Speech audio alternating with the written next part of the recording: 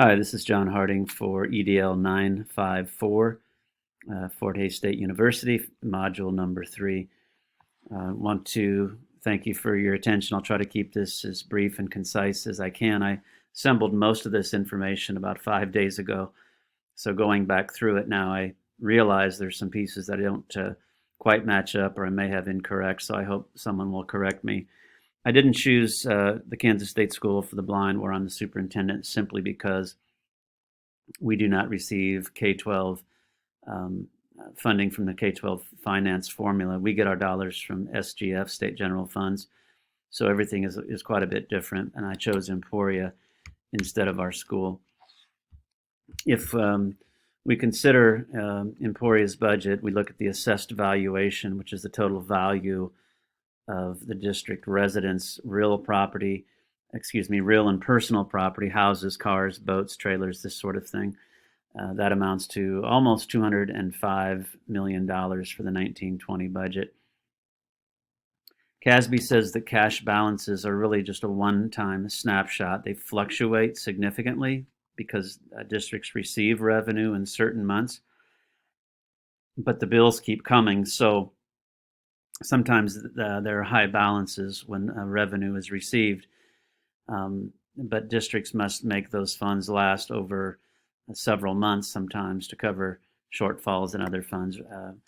By what I was able to determine, the cash balance as of July 1 was almost $13 million for the Emporia School District.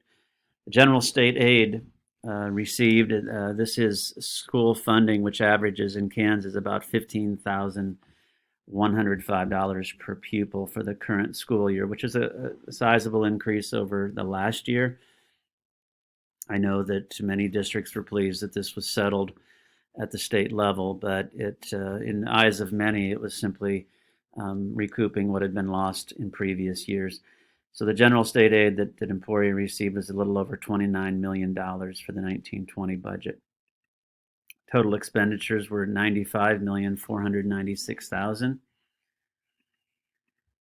And if you look at that, something to me doesn't quite add up there. If the cash balance is $13 million, general state aid was a little over $29 million, but total expenditures were $95 million.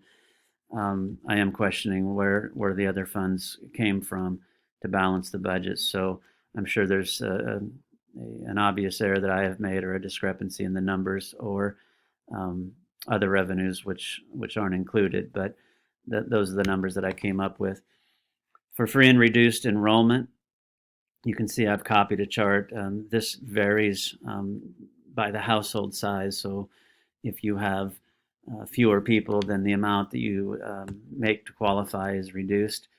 In Emporia, 2,047 students qualified for free and reduced in 2019. The headcount enrollment is captured as of September 20th. This year, it was 4,663 students in the Emporia district. They do offer full-day kindergarten at all elementary schools, and their meal pricing looks pretty similar to the state average. Students are paying $1.95 for breakfast and anywhere from $2.90 to $3.10 for lunches. The mill rate are set at 20 mills. This is due to the state school finance law. The general mill rates are set at 20. It's a mathematical procedure to determine property taxes. So 1 mill is $1 of property tax leveled against $1,000 of assessed valuation. So in Emporia, this matches the general fund mill rate is 20. The supplemental general fund mill rate is 16.217. Capital outlay is the acquisition, construction, repair, remodeling, etc. of school district property and the equipment necessary for school district purposes. It's capped at 8 mills, so just like everywhere else in Emporia, it's capped at 8. The bond and interest is the capital improvement state aid, so it's 9.286 mills.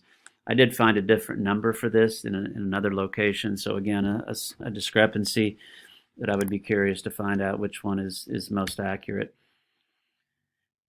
In terms of certified and non-certified personnel in Emporia, there are 330 certified, 335 non-certified, which is pretty equal in both categories. The salaries are listed here: 138,000 for the superintendent. A principal would average 100,000, and the teacher's salary average is a little over $58,000. School bonds were looks like last year they passed a school bond for $78 million, so that's a sizable bond. And previously they were at $7,185,000, so a large increase in bonding. Transportation costs looks like $2,479,871 were the total transportation costs for last year. So this is some of the information that I found on Emporia, the Emporia School District. You can see that I had some numbers that didn't quite match up, perhaps, but would be curious to dig a little further and find out what the actuals were, or what I was missing, because I think in some of these cases that my numbers weren't quite what the actuals were, and maybe some of the information I had was gathered off the wrong site. But I appreciate your attention, and look forward to hearing others' information and slideshows. Thank you so much.